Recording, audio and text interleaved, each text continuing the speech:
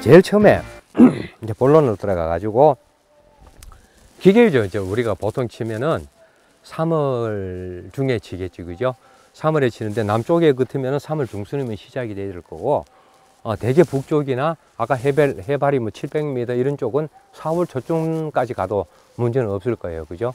이렇게 해서 기계유제를 치는데, 저는 기계유제를 치는 방법은, 여기가 지금 500평이잖아요. 한 통 반 조금 더 들어갑니다. 여기가 기본적으로 우리가 그 나무가 어린 밭은 한 400평에 한 차, 성목밭은 300평에 한 차를 보고 이파리 하나 없는 나무에다 그렇게 쳐줘야 된다. 그렇게 완벽하게 쳐줘야만이 해충의 발생 밀도를 줄일 수가 있다라는 부분들이 첫 번째 이제 얘기고, 희석 배수는 보통 우리 쉽게 얘기하면 6리터를 넣습니다. 기계유제 18리터 하나 가지고 3통 치는 거죠, 그죠? 그렇게 이제 치고 나면은 보편적으로 한 열흘에서 한 15일 정도를 지나면은 석계 유황합제를 치죠. 석계 유황합제를 칠 때는 보통 2통을 넣습니다. 그렇게 이제 넣고 이제 치는 게 일단 살균제 쪽으로서는 그게 끝이 나는 거예요. 더 이상 칠 게 없어요. 이거 있는 부분들이. 그런데 아까 얘기를 했듯이 기계유제는 한 번을 더 칩니다. 5월 초에, 4월 말에서 5월 초에. 풀이 어느 정도가 이제 컸으면 우리가 예측해 가지고 나무 밑에 풀을 베야 되잖아요. 풀을 베고 나면은 그 풀이 눕고 난 다음에 그 풀이 마르는 걸 보고 이 바닥에, 이 고랑에 기계유제를 한 번 더 칩니다. 그러면 여기에 있던 보통 우리 나무에 있던 것들은 사과응애를 잡을 수가 있겠지만은 여기에 이제 있는 것 전박이응애는 풀에 놓잖아요, 그죠? 전박이응애를 잡고 그다음에 나무둥치 밑이나 이런 데 많은 해충들, 이런 부분들을 부활을 하는 걸 막기 위해서 치는 건데, 제가 이 고랑에는 요즘은 안 칩니다. 안 치는데 처음에 나무에 치고 풀을 베고 난 다음에 한 3일쯤 있다가 풀이 어느 정도 마른 다음에 기계유제를 고랑에다가 쳤을 때 한 3년을 치니까 응애 자체는 그다음부터는 잊어버려요. 그리고 그 이후에는 지금까지 밭에 응애 피해를 본 적은 한 번도 없습니다. 그래서 기계유제가 우리가 가지고 있는 해충에 대한 부분에서는 가장 특효더라, 가장 싼 약재고 멀리 갈 거 없다 라는 이제 얘기를 이제 제가 말씀을 드리고, 학술적으로는 뭐 근거는 없지만은 많은 나방류나 깍지벌레나 이런 부분들에 이 방제를 해줄 수 있는 부분이지만은 기계유제를 제대로만 친다면은 진딧물 피해도 줄일 수는 있다. 육안으로 해결이 좀 됐더라 라는 부분들이 있고, 그 다음에 전번에 갔을 때 연주에 갔었잖아요, 그죠? 혹진딧물 피해를 굉장히 많이 받았어요. 근데 우리 밭에 혹진딧물 피해는 거의 없죠. 피해가 없는데, 저 같은 경우에는 개화전 약재를 살충제를 따로 칩니다. 그 이후에 제가 이제 자료를 준 쪽에서는 살충제를 3가지, 4가지를 넣었습니다. 그죠?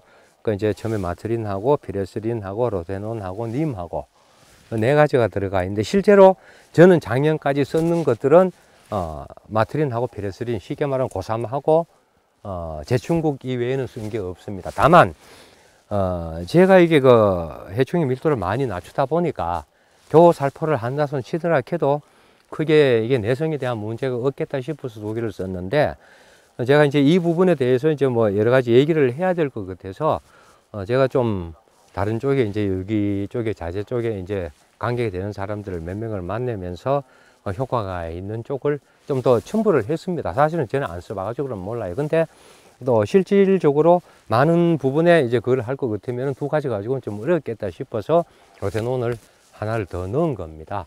더 넣었는데 경우에 따라서는 이 3가지를 섞어도 되는 것이고 2를 섞어도 되는 것이고, 이렇게 해서 개화전 약재를 친다면은 수나방이라든지 나방 피해라든지 혹은 혹진딧물 피해라든지 이런 부분들은 또 경감을 할 수 있습니다. 그런데 이제 어떤 부분인가 하면은 이제 우리가 흔히 말하는 제충국은 진딧물에서는 훨씬 더 효과를 가지고 있지만 나방류 쪽에서는 좀 약하거든요.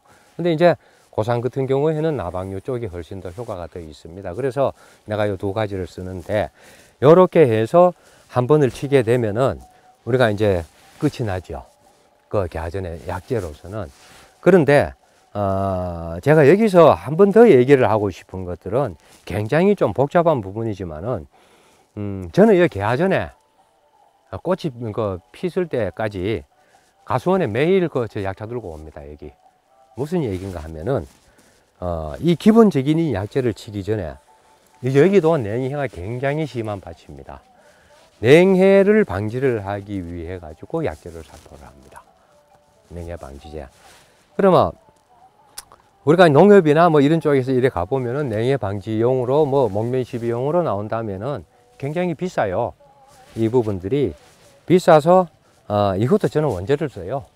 원재를 쓰는데 보편적으로 우리가 이제 유기농에서 쓸 수 있는 혹은 무농약에서 쓸 수 있는 부분들, 이 부분들은 한정이 있어요. 우리가 해조 추출물이 있지, 그죠? 뭐 알게나 뭐 켈프 이런 종류겠지, 그죠? 이런 종류가 있고, 아미노산도 일반 아미노산은 우리는 못 쓰죠. 뭐 써도 사실상 일제에다 뭐 빼버려도 뭐 농약은 안 나옵니다. 말아서 하시면 되지만은 우리가 쓸 수 있는 것들은 홍단백, 아미노산 뺏기는 못 씁니다. 좀 비싸요. 이런 부분들, 혹은 거기다가 뭐 포도당, 혹은 뭐 유기설탕이라든지 포도당, 이런 거를 이제 섞어서 한 2, 3회 정도를 치게 되는데, 전번에 우리가 무주 갔을 때, 왁스 얘기를 한번 한 적이 있어요. 그린월드에서 임병성 사장이 그때 한번 얘기를 했었죠. 냉해 방지용으로, 그죠? 이 부분은 왁스에 대해서는 조금 이따 얘기를 하겠지만은, 왁스가 냉해를 방지하기에는 다소간의 효과는 있어도 되게 훌륭하지는 않다 라는 부분이, 원체 피막이 얇기 때문에 그렇습니다. 이제 자체에 대한 효과가 없는 게 아니고, 그래서 정말 효과를 좀 갖추려면은 금방 말했던 이런 부분에다가 왁스를 섞어 버리면 됩니다. 파라핀이나 이런 것들을 섞어 버리면은 효과가 증대하겠죠. 그래서 이런 부분까지를 할 것 같으면은 4월이 들어서면은 밭에 늘 살아야 됩니다, 이게. 그리고 꽃이 이제 피기 시작을 하면은 꽃가루 수정해야 되죠. 또 양이 능금이 너무 많으면 적하게 쳐야 되겠죠. 이게 꽃이 질 때까지는 정말 정신이 없는 거지, 그죠? 그래서 이런 부분들이 내가 봤을 때는 중요하다. 우리가 서리 피해를 많고 냉해 피해를 본다면은 오히려 좋은 쪽은 다시 한번 말하지만 해조류, 그 해조는 이제 다시마 추출물을 가지고 켈프라 그러죠. 그 다음에 이제 미역 추출물을 알게라 그랬는데, 알게가 조금 더 비싸요. 그런데 효과에는 차이가 없기 때문에 켈프에다가 아미노산, 그 다음에 포도당, 요런 정도를 친다면 돈 얼마 안 들어갑니다. 우리가 원재로 샀으면은. 우리가 좀 더 부지런하다면은 거기다가 왁스 한 1리터 정도 넣는다면은 한 3만 원 선 정도면은 충분히 원재로서의 효과는 볼 수가 있다. 그렇게 해서 한 2, 3회 정도를 치게 된다면은, 치는 시기는 꽃눈이 발화가 되는 시점부터 시작이 된다면은 보통 한 4월 11일 정도 경부터 시작이 되겠죠. 이렇게 해서 꽃이 피기 직전까지, 바로 직전까지 한 뭐 2회나 꽃이 일찍 피면 2번밖에 못 치겠지만 한 3회 정도를 친다면은 우리가 투자했는 만큼의 값어치는 분명히 있을 것이다 라는 말씀을 먼저 드립니다. 그래서 우리가 1년의 농사는, 제가 간행 농사를 하는데 교육을, 우리가 가서 교육을 할 때도 그런 얘기를 많이 합니다. 1년의 농사는, 간행 농사도 목면 시비까지, 꽃이 피기 전까지 해서 이 시기에서 얼마만큼의 노력이 한 해 농사를 좌우를 한다. 그 뒤에는 간행 농사에서 저는 이런 얘기를 합니다. 꽃이 지고 난 다음에 어떤 형태의 영양제도 밭에는 치지 마라. 그 돈 값어치를 하지 못한다. 저는 그런 얘기를 합니다. 영양제라고 생긴 거 있잖아요. 뭐 병으로 나온 거 있죠. 치지 마라고 얘기하거든요. 그 모든 걸 집약을 해서 꽃이 피기 전에 모든 거를 집약을 해라. 그래야 1년 농사를 성공할 수가 있다. 예, 그렇다면은, 뭐 그렇게 니 잘할 것 같으면은, 니는 여기서 얼마 했나? 사실은 여기 원래 냉해가, 원래는 여기 내가 원래 냉해 방지제를 못 쳤어요. 막 바빠가지고. 뭐 내가 간행 농사도 있다 보니까. 못 쳤는데, 여기 작년하고 올해하고 뭐 몇십 자극들이 따는 수준밖에 안 됐는데, 저는 원래 여기서 따는 사과가 한 80%는 생과를 판매용으로 갔습니다. 20%는 뭔가 하면 5% 정도가 썩은 거, 한 10% 정도는 떡사비, 그거 빠졌는 거 이 제외하고는 보편적으로 제가 처음에 농사를 실패를 하고 유기재배를 하면서 한 3, 4년, 4, 5년 사이에는 저는 생과 판매 비율은 한 65%에서 70% 지금까지 안 놓친 적은 없습니다. 그래서 제일 중요한 거는 저는 그래서 우리가 무대 재배에 대한 고집은 좀 버리자. 제가 해보니까 무대가 실험을 해보니까 해충 때문에 안 되더라고. 이게 될 수는 있는데 해충 피해로 인해 가지고 팔 수 있는 사과들이 없어요. 그 급격히 떨어 반은 없어져. 분명히 50% 이상 떨어져. 그럼 우리가 유대 재배를 했을 때 한 70%까지 잘만 하면 끌어올리는데 그 이 봉지 씌우는 품값하고 이거 봉지값하고 얼마든지 나는 이거를 뽑아낼 수 있다고 보거든요. 그리고 요즘은 높도 좋아요. 외국인 아들 체험시키면은 하루 700장밖에 못 사요. 이틀째 되면은 1000장 싸. 3일째 되면은 1500장 쌉니다. 그러면 그거 해도 돼요. 그래서 그런 부분들을 좀 가면은 우리가 가지고 있는 수치 가격이 훨씬 더 높아질 것이다. 그래서 저는 제가 지금 밭은 전체가 가능가지 치면 한 7000평은 됩니다만은 여기하고 조위하고 유기농을 하는 밭은 1500평입니다. 그런데 뭐 다른 쪽에 투자를 다 하고 1500평 밭에 여기서 한창 성수기에는 유기농을 해서 한 7, 8년 전까지만 해도 1500평에 한 7천만 원, 8천만 원 수익은 제가 계속 했었습니다. 그래서 그런 부분들이 제가 이제 주스 팔 데가 없다고 하는 게 저는 주스를 짜본 적이 없어요. 유기농하고 20년을 해도. 그래서 이런 부분들은 잘만 하면은 우리가 정말 가능농사에 비해 가지고 얼마나 좋습니까? 단가 딱 정해져 있잖아요. 우리 품종 안 가립니다. 54가까지 키로에 9,000원 잡잖아요. 하면은 얼마나 좋습니까? 우리 제자 노력 많이 하셨지만은 이게 단가가 이만큼 높아 있으면은 주기만 하면 돈인데 물건은 못 만들어요. 없어서 못 파니까 만들자는 얘기죠. 그리고 이게 여러분들이 같이 만들어 줘야 같이 삽니다. 이게 만약에 물량이 어느 정도까지의 기본적인 수급이 안 된다면은 유기농 자체가 없어질 수가 있습니다. 그래서 같이 좀 얘기를 해 주시고, 그래 이제 얘기가 좀 빗나갔는데, 요때까지만 해버리면 농사 50% 다 지은 겁니다. 1년 농사. 그러면 5월 달이 들어서면은 뭐를 해야 되느냐. 최고 고민이 5월이 고민입니다. 제가. 자, 이제 봉지를 씌워야 되는데, 한 6월 초가 되면은, 5월 말에서 6월 초가 되면은, 혹은 뭐 가몽이나 혹은 아리수, 이런 경우에는 5월 말 전에 다 씌워야 됩니다. 사비 때문에. 자, 이때가 해야 되는 부분들이 고민이 되는 게, 남들은 가능 농사를 하는데, 꽃만 떨어지면 꽃이 뽀얀데도 하면 그 약치로 갑니다. 그죠? 벌레 있고, 병균이 있으니까. 우리는 하는 게 없어. 할 수가 없어. 석회보르도 칠 때까지는 6월 한 10일은 돼야 되니까, 기본적으로. 우리가 세포분열 끝이 나야 되잖아요. 그럼 이제는 뭘 할 것이냐고. 지금까지 놀아요. 저는 그게 잘못됐다고 보거든요. 그래서 제가 이제 찾았는 거는 지금까지 한 3, 4년 전까지는 뭘 했는가 하면은 경기화학에서 나왔던 맑은 농이라는 석회보르도액이 있었어요. 거기는 그 약흔이 없는 겁니다. 이거 약해가 없었다 그래. 그래서 그거를 꾸준하게 쳐왔습니다. 이게 봉지 씌우기 전까지. 근데 그게 수요가 없으니까 생산을 중지를 했어. 지금은 구할 수가 없어요. 그래서 공여지책으로 제가 한 작년, 저작년부터 구했는 게 뭔가 하면은 효과는 떨어지지만은 아연보르도 있죠. 맑은 거. 내가 자꾸 맑은 거를 찾는 이유가 뭔가 하면은 저가하려고 높붙이면 안 들어옵니다. 위험은 안 들어와요. 아줌마들이 요즘 그렇잖아요. 이거 뭘 하려고 그러니까 아줌마들 그 약 쳐가지고 눈에 다 들어가고 안 들어와요. 그래서 약흔이 없는 것들을 하려고 찾다 보니까 또 그렇게 된 것도 있고, 또 석회보르도는 어차피 세포분열 끝나야 돼. 털 벗어야 칠 수 있으니까 안 맞는 경우가 있죠. 그래서 저는 아연보르도를 치거나 제가 줬는 부분에 계란이올 있고 혹은 백리향 같은 부분들이 곰팡이나 이런 쪽에 다소간의 효과는 있고, 제가 물어보니까 아연보르도만큼은 이상은 효과가 나온다라고 했는데, 요 부분은 제가 올해 실험을 한번 해보려고 그럽니다. 제가 이제 추가로 이런 거리 있다라는 것들을 제가 이 교육을 한다 그래서 많은 것들을 제가 주변에 수소문하고 이렇게 해서 이제 만들어 놓은 거지, 이게 제가 다 하는 건 아닙니다, 이게. 그래서 다양한 쪽으로 얘기를 해드려야 되기 때문에 수집을 했는 거고, 저는 아연보르도를 봉지 씌우기 전에 한 3회 정도를 칩니다. 2회 내지 3회. 이렇게 치고, 그 다음에, 5월 중순이 되면은 또 어떤 부분이 있는가 하면은 제가 살충제를 복합으로 아까 개화전에 친다고 얘기를 했죠. 5월 중순이 되면은 옛날하고 달라가지고 복숭아 순나방에서 잎말이 나방부터 해서 요즘 골치 아픈 여기에 있는 갈색 날개 매미충이 산란을 하고 지금 창궐한 시기가 되는 것입니다.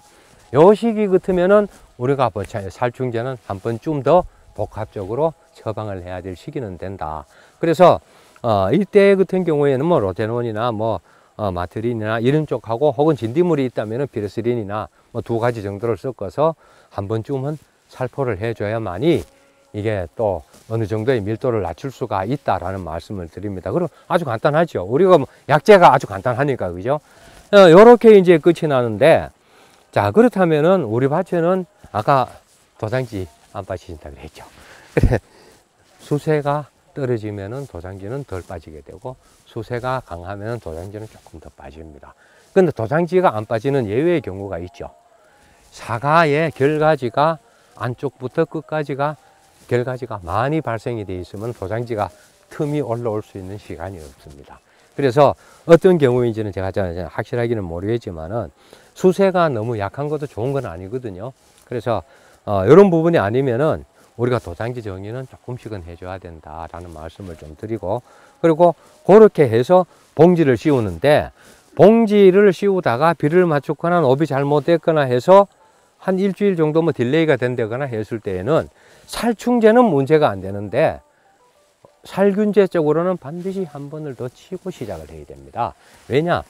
이 시기가 되면은 탄저하고 이런 것들이 감염이 되는 시기가 되기 때문에 그 균을 잡기 위해서 그렇습니다. 우리는 봉지를 씌웠는데도 봉지 뺏기고 나니까 한 탄저가 이만한 것들이 다 들어가 있어. 봉지를 씌우기 전에 방제가 무방비로 되어 있기 때문에 그렇습니다. 그래서 봉지를 씌울 때는 살균제를 반드시 살포를 하고 씌우고, 그 시기가 일주일 간격으로 좀 늦어질 것 같으면 나머지 부분은 한 번 더 살균제 쪽은 방제를 하고 난 다음에 봉지를 씌워줘야 좋은 사과를 생산할 수 있다는 말씀을 먼저 드립니다. 이제 이렇게 된다면은 또 제일 문제가 또 한 가지가 있죠. 이게 봉지를 또 사정상 일찍 씌워야 되는 밭이 있고, 뭐 아리수 같은 거, 그죠? 근데 이제 이런 부분들이 있고, 또 칼슘이 굉장히 필요한 품종이 있습니다. 가몽이죠. 대가종은 다 마찬가지죠, 그죠? 이런 부분들인데, 칼슘은 기억을 하고 계셔야 되는 게 연간 5회 이상은 살포를 해야 칼슘으로서의 효과는 충분히 볼 수 있습니다. 근데 봉지를 씌워버리면은 칼슘은 잎에서 가일로 이동을 하지 않잖아요.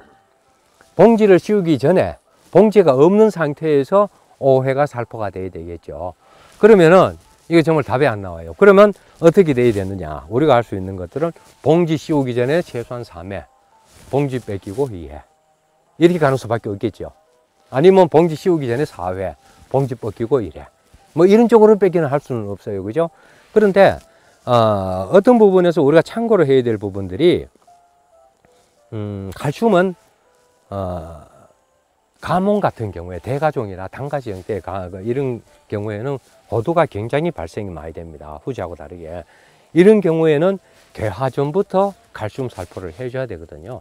그래서 개화전 약제를 할 때 칼슘을 우리가 살포를 하는데, 이 칼슘은 또 흡수율이 5% 미만이 되다 보니까 또 이제 거기에다가 붕산을 한 봉을 넣습니다. 그죠? 붕산을 한 봉을 넣어가 치려고 그러니까 이제 또 어떤 분들은 유기농에 대해서 굉장히 공부를 많이 하시면 붕산은 안 되지 않느냐. 참 답안 나오는 얘기입니다. 그죠? 맞잖아요. 붕산 안 되죠. 왜냐하면 붕산을 우리가 물에 녹이려고 하면은 산으로 그걸 녹이면서 저 화학적인 반응을 일으키는 거기 때문에 안 된다는 뜻입니다. 그런데 무농약은 가능하겠죠. 근데 그 부분들은 알아서 하시면 되는 것이고, 제가 치지 말으시라 소리는 안 하겠습니다. 그 농약하고 이런 거 우리가 또 환경에 대한 문제는 전혀 없습니다. 그래서 그런 특별한 부분에 있는 부분들은 농사를 하기 위한 방법은 우리가 고민을 해야 될 필요는 있습니다. 유기농을 하기 위해 가지고 그냥 농사를 할 거를 못해서 망칠 수는 없는 거잖아요. 그래서 이런 부분들이 필요하고, 혹여나 뭐 무농약을 하시는 분 같으면 칼슘을 치실 때에는 붕산을 한 100g 정도를 넣으시면은 흡수율이 굉장히 높아집니다. 참고로 그냥 요거는 알고 계십시오. 그래서 이 칼슘을 우리가 살포를 하는 것들이 또 중요한 거. 요거를 집에 가서 여러분들이 집에 가시면은 월별로 요거를 좀 정리를 하시면 될 겁니다.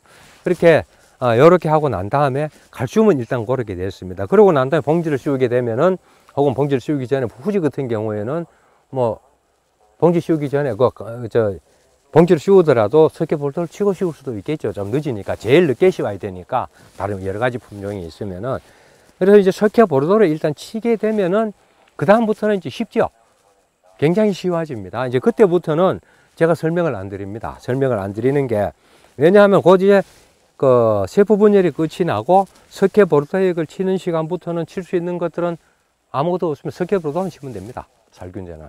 그 다음에 살충제는 아까 얘기를 한 3가지, 4가지 정도가 되는 것들을 반드시 교호 살포를 해야 된다. 이거를 한 가지가 이거는 좀 덜 듣고 이건 좀 더 듣더라 해가지고 한 가지를 쳤을 때에는 반드시 살충제 쪽은 내성이 오게 되어 있습니다. 다음에는 아무것도 듣지 않습니다. 그래서 이런 부분들은 최소한 3가지 정도는 교호 살포를 하시고, 그 다음에 이제 주의를 하실 분들은 어떤 부분이 있는가 하면은 7월 달이 되면은 우리가 모든 해충들이 2차적으로 굉장히 창궐하는 시기입니다. 그래서 밭의 밀도에 대한 상황을 관찰을 해 보시고, 우리 밭에는 좀 많은 부분이 해충 피해가 좀 있다라고 본다면은 요때 한 번쯤은 2개, 아무거나 이 2개쯤 내가 선택을 해서 전번에 안 쳤는 거, 요 바로 직전에 안 쳤는 거 2개를 한번 복합으로 해서 살포를 해 주시면은 뒤에까지 좀 갈 수 있고, 그 다음부터는 가는데, 그럼 제가 이제 석회 보르도를 경험을 했는 걸 한번 얘기를 해 볼게요. 저는 석회 보르도를 처음 시작을 할 때 여러 회사 거를 많이 써봤어요. 처음에는 제가 좀 만들어 쓰려고 저 좁은 데서 뭐 해가지고 했는데 도저히 못 하겠더라고요. 그래서 제가 뭐 동원, 뭐 중앙프라자 뭐 하고 뭐 우리나라 나오는 거 막 여러 가지 등등 하고 백강, 그 다음에 일본에서 수입했는 IC 보르도, 이거를 내가 다 쳐봤습니다. 비교를 해봤어요. 비교를 해봤는데 뭐 한 바짜리에도 IC하고 백강 것도 쳐보고, 뭐 제가 좀 관찰 그런 거를 좀 습관적으로 하다 보니까 여러 가지를 해봤는데, 제가 알고 있는 보르도 액 중에 제가 써본 것 중에서는 백강 보르도를 따라갈 거는 아무것도 없습니다. IC 보르도도 백강 보르도를 못 따라갑니다. 이것만큼은 제가 자신합니다. 제가 한 바짜리에서 한 차는 백강가, 한 차는 IC 거를 쳐봤는데 그 효과는 백강께 가장 좋습니다. 그래서 우리가 가급적이면은 난 백강이 그렇다고 해가지고 또 사장도 모르고 아무도 몰라요.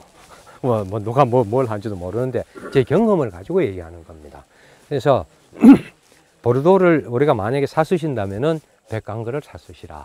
그리고 두 번째는 보편적으로 우리가 보르도 액을 치기 전에 한 일주일 전쯤 돼 가지고 탄산칼슘을 치죠.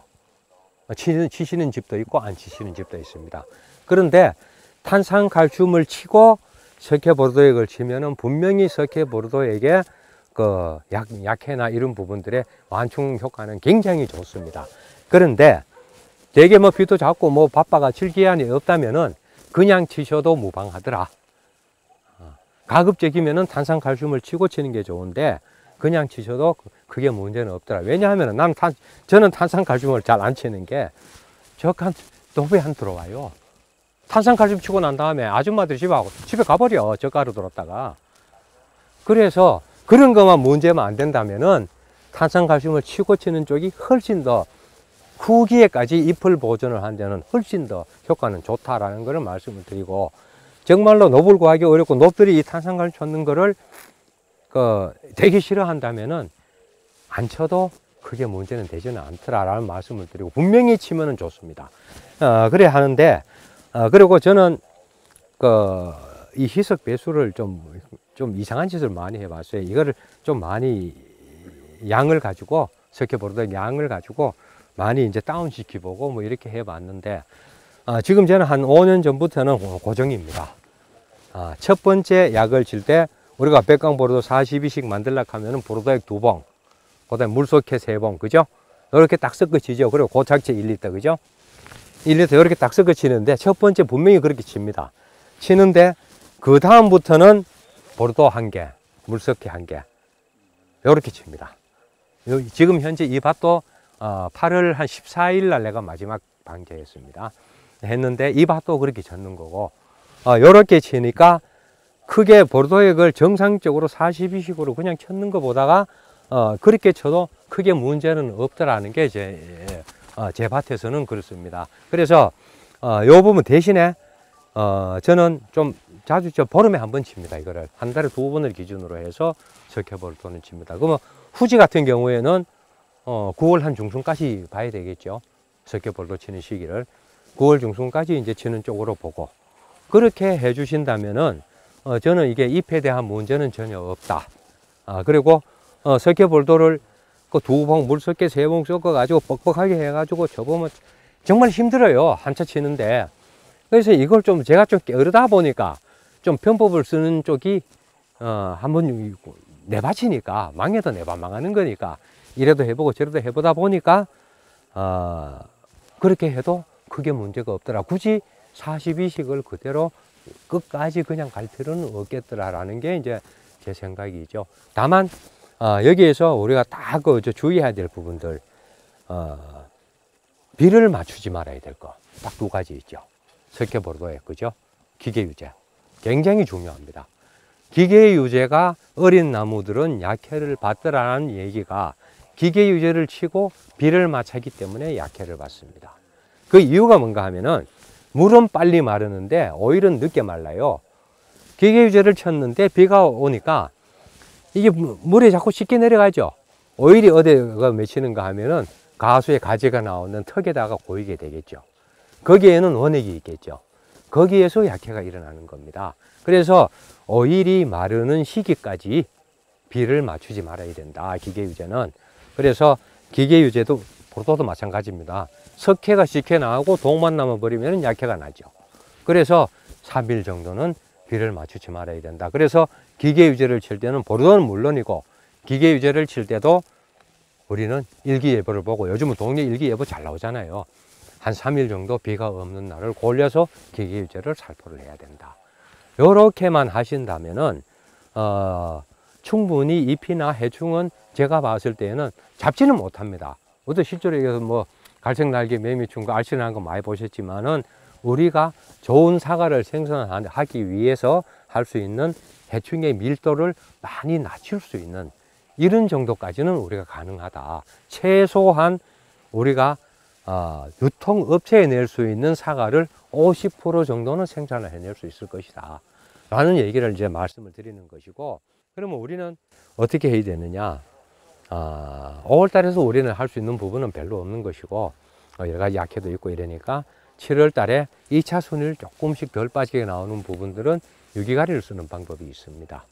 유기가리를 한 2회 정도 살포를 한다면은 도장지를 어느 선까지는 억제를 할 수가 있죠. 그래서 요 부분을 도장지 억제를 하는 부분이 있는 것이고, 그 다음에 이제 요 유기가리는 용도가 2군데 쓰이지, 그죠? 우리가 그 일반적인 착색제 못 쓰지, 그죠? 후지에. 근데 우리 밭에는 어떻게 보니까 후지를 딸라 그러니까, 혹은 홍로를 딸라 그러니까 이게 색이 너무 안 나. 어떻게 하다 보니까. 그래서 착색을 위한 착색 보조제를 어떻게 좀 설정을 해야 되겠는데, 착색제를 쓰지는 못하고 뭐 방법이 없을까 이럴 때 유기가리가 착색제의 효과를 볼 수 있습니다. 그래서 이런 부분들은 참고적으로 우리가 할 수 있는, 우리가 유기농에서 허용이 될 수 있는 이런 부분은 우리가 이런 부분들을 활용을 할 수 있는 부분들이 있습니다. 그래서 이런 부분들만 잘 한다면은 우리가 굉장히 농사를 잘 하겠죠. 그리고 아까도 얘기를 했듯이 마지막에 우리는 뭐 배나 뭐 포도같이 봉지째로 이게 따는 게 아니잖아요. 수확하기 길게는 한 달 전에서 한 15일 전 이 사이에서 봉지를 뺏겨야 됩니다. 그죠? 그래서 색을 내야 되죠. 그러면 그 사이에 무방비 상태가 되면 안 되겠죠. 그 사이에. 그래서 그 사이에서는 봉지를 뺏기거나 아까 말했듯이 칼슘도 채야 될 것이고, 혹은 아까 말했듯이 아연보르도를 칠 것이냐, 혹은 아연보르도를 대체를 하는 유기자재, 뭐 계란이올이냐, 뭐 백리향이라든지 이런 부분들을 한 번쯤 더 쳐줘야 될 것이고, 혹은 살충제도 3가지 중에 하나를 엮어서 한 번쯤은 더 쳐주셔야 우리가 마지막까지 수확하는데 피해를 최소화할 수 있다. 그렇게 말씀드리겠습니다. 그래서 오늘 제가 이렇게 말씀드린 것들은 굉장히 쉬운 부분을 굉장히 장황하게 얘기를 했어요. 그래서 그래도 요거를 정리를 잘 하시면은 제가 생각하기에는 최소한 지금까지 유통을 할 수 있는 양을 한 20%였었다면은 최소한 내년부터는 한 곱하기 2는 분명히 생산량이 좋아질 것이다 라는 거를 저는 제 경험상으로는 제가 말씀드리고 싶습니다. 자, 이상입니다. 네.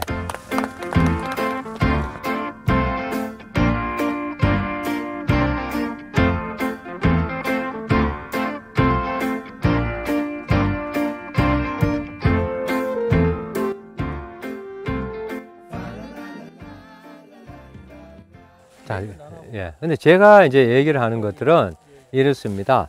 물론 맑은 농 같은 경우에는 여기 목록 공시가 돼 있었던 품종이었었고, 품종은. 근데 보편적으로 우리가 볼도 정도는 품목 공시가 안 돼도 우리가 칠 수 있는 걸로 알고 있고, 그다음에 왁스 같은 경우에도 굳이 목록 공시가 되지 않는 부분 보조제로서는 쓸 수 있는 걸로 저는 알고 있습니다. 그거는 그렇게 되어 있지는 않을 거예요. 그거는 네. 인증 기간마다 다를 수는 있겠지만 예. 실제적으로 지금 그린월드에 쓰는 왁스들은 실제 문제가 되는 거죠. 자, 이게 어떤 얘기인가 하면은요, 그린월드에 있어 쓰는 왁스라는 것들은 그게 만약에 4종 비료로 등록이 돼 있다면은 문제가 생길 수 있습니다. 왜냐하면 4종이라는 건 위량 원소를 4개를 집어 넣어 가지고 만들어야 되니까 거기에서 화학적 인기 첨가가 됐다니까 그렇지만은 파라핀 왁스면 파라핀 왁스, 브라질 왁스면 브라질 왁스, 혹은 좀 비싼 거 쓴다면은 레진 왁스 같으면 레진 왁스, 그 순수한 왁스 그 자체로만 가지고는 문제가 될 게 없다는 뜻이죠. 그래서 지금 제가 무농약, 제가 얘기했는 모든 부분에서는 무농약에서는 아무 문제가 없는 것이고, 여기에서는 붕산이 원래 원칙적으로는 안 되는 거죠. 근데 그거는 방법이 없는 거죠. 문제가 있다고 문제를 삼다는 게 아니라 예. 실제적으로 우리가 농사를 하는 데 있어 가지고 꼭 쓸 수밖에 없는 그런 것들이 있다는 것이죠. 예. 그래서 그것을 허용 물질 속에 넣는 게 중요하다는 거죠. 예. 실제 우리가. 근데 지금 오늘 얘기했는 자재들은 유기 자재로 다 쓸 수 있는 자재들입니다. 그리고 아까 말했듯이 가리 같은 경우에도 유기가리 같은 경우는 쉽게 말하면 초산가리거든요. 그래서 이제 유기가리 쪽은 쓸 수 있는 것이고 무기가리 쪽은 못 쓰는 것이고, 아까 칼슘이라고 얘기를 했는 것도 우리가 쓸 수 있는 것들은 한계치가 있어요. 유기 칼슘밖에 못 씁니다. 그럼 유기 칼슘의 종류는 좀 더 얘기를 하자면은 제일 싼 게 초산 칼슘입니다. 그까지는 얘기하셔도 될 것 같아요. 예. 그러니까 이제 초산 칼슘을 가지고 뭐 선택 여지가 없이 초산이니까 초산 칼슘을 응당 걸 쓴다고 보고 얘기를 하는 것이고, 그렇습니다. 그게. 다만 이제 제가 지금 안타까운 것들은 우리가 들어갈 수 있는 자재들을 싸게 구입을 할 수 있다면은 공동 구매를 해줘야만 우리가 수입을 원활하게 할 수가 있는데, 그게 안 되니까 뭐 거기에서 내가 각자의 어떤 뭐 이런 거 있는지는 모르겠지만은, 이런 부분에서 예를 들어서 아까 얘기를 했다 손 치지만은 이렇습니다. 뭐 피레스린이 우리가 병이 드는 게 4만 원, 4만 5천 원 하는데, 우리가 원재를 그냥 가지고 올 것 같으면은 이거 2만 원대 밑으로 떨어진다. 만 원대, 2만 원대 밑으로 떨어진다는 얘기죠. 1리터를 기준으로 했을 때 1리터를 우리가 병으로 샀을 때는 한 9만, 8만 원, 9만 원 쓰는 거를 2만 원대 정도면은 살 수가 있는데, 이거를 개인적으로 가서 사지는 못하는 거거든요. 이게 공동 구매가 되지 않으면 안 되는 부분인데, 이게 작년부터 제가 이거를 한번 집합을 해보자. 그렇게 해서 농사를 같이 집어서 해도 이게 지금 이루어지지가 않아요.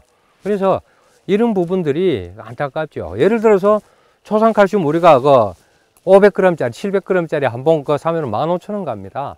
그런데 원래는 1kg 넣어줘야 되거든요. 칼슘요. 1kg 넣어줄 것 같으면 한 18,000원 먹겠죠. 18,000원 먹는데, 이거 포대기로 25kg짜리를 사면은 또 이게 어떤가 하면은 15만 원부터 6만 한 5천 원까지 이게 가격대가 굉장히 편차가 커요. 똑같은 초산 칼슘인데, 그러면은 최저선에 있는 6만 5천 원짜리 초산 칼슘을 쓰는 게 맞는 거죠. 우리가 이런 부분들을 좀 해주면, 저는 개인적으로 여기 유기농업연구회가 열이 있으니까 이게 실제로 우리가 자본금도 모자라고 이래 하다 보니까, 여기에서 일괄적으로 누가 총무가 하나가 좀 나서면은 일괄적으로 좀 구매를 해서 우리가 원활하게 돌아갈 수 있도록 일괄 구매해서 한 5% 뛰고 5%좀 비싸게 좀 해가지고 우리는 좀 샀고 뭐 이런 쪽으로 좀 갔으면 좋겠는데 한 5% 정도는 우리가 우리 모임에 그 뭐 기부를 한다면 치더라도 큰 돈은 아니니까 이런 부분을 하고 싶은데 이걸 운운할 데가 없어요. 솔직히 그런 부분이 제가 제일 아쉬운 부분입니다. 사실은 저는 제가 어떻게 쓰든 간에 저 거는 제가 구했습니다. 어디에 쓰든 간에 구해 쓰는데 똑같이 우리가 좀 우리가 재배해서 출하할 수 있는 양을 좀 늘리고자 하는 어떤 그런 부분이 안타까운 거고, 또 이게 늘어나 줘야만이 유기사과가 존재의 그 이유가 있는 거예요. 이게 지금 존립의 위기에 처해 있으니까 이런 부분들이 제가 안타까워서 가는 거죠.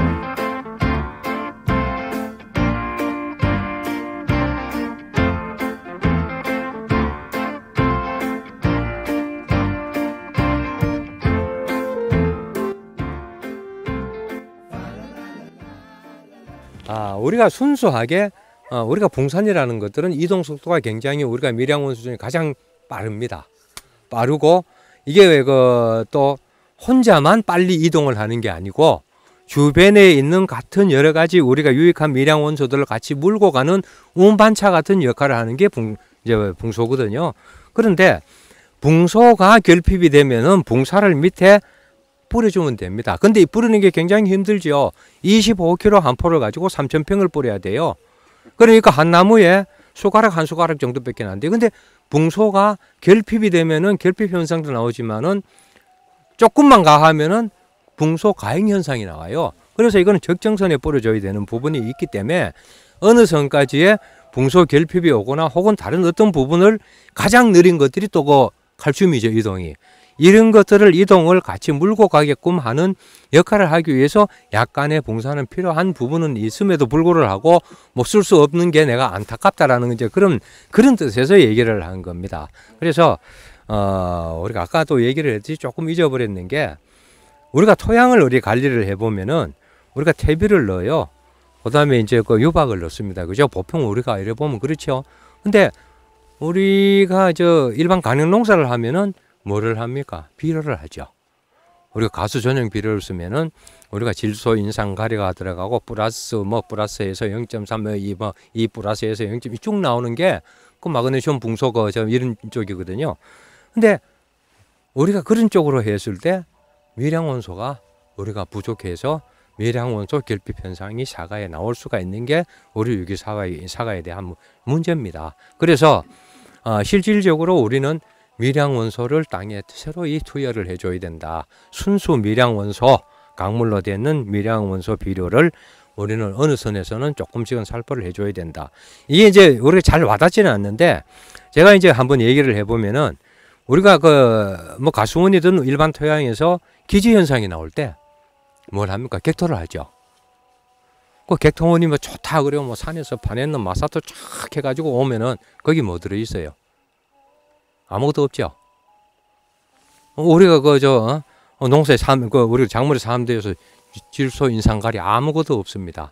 거기에는 뭐가 있는가 하면은 우리 천연적으로 내려오는 밀양 원소들이 균형이 잡혀 있는, 바란스가 잡혀 있는 거거든요. 그 흙에. 실질적으로 기지 현상이라는 거는 밀양 원소의 바란스가 깨지는 거거든요. 그래서 이 부분들을 객토를 함으로 인해서 밀양 원소들이 바란스를 맞춰주는 거죠. 쉽게 이제 우리가 조금 더 이해를 하자면은 옛날에 우리 세계일 같은 이런 사과가 나왔을 때 배꼽소금병이 있어요. 커요. 대가종은 배꼽소금병 나옵니다. 이게 정확하게는 망간가다 현상이거든요. 근데 우리는 농가들한테 얘기를 할 때는 석회 결핍이라고 얘기를 해요. 칼슘 결핍이라고. 그러면 석회라는 게, 칼슘이라는 게 망간을 억제를 시켜주기 때문이거든요. 이 균형이거든요. 이런 측면에서 봤을 때 우리가 객토를 하지 못하는 가수원에 혹은 고추밭에 기지현상이 일어났을 때에는 그거를 객토만큼은 되지는 않지만은 그 나름 아쉬운 대로 할 수 있는 것들이 밀양원소 비료를 살포를 해주는 것들이 좋다라는 그 얘기를 아까 제가 잊어먹었습니다. 얘기를 하는데. 그래서 이런 것들은 보통 우리가 시중 뭐 농약방이나 이런 데 가도 팔아요. 밀양원소 비료는. 한 25kg 기준으로 하면 한 8만 원에서 10만 원 하는데 1000평 쳐요. 돈 얼마 안 듭니다. 그거. 그렇게 해주시면은 해마다 가을에 나무 봄이나 조금씩 쳐주시면은 여러 가지 미량 원소 결핍 같은 경우에는 많이 줄일 수 있는 부분이 있습니다.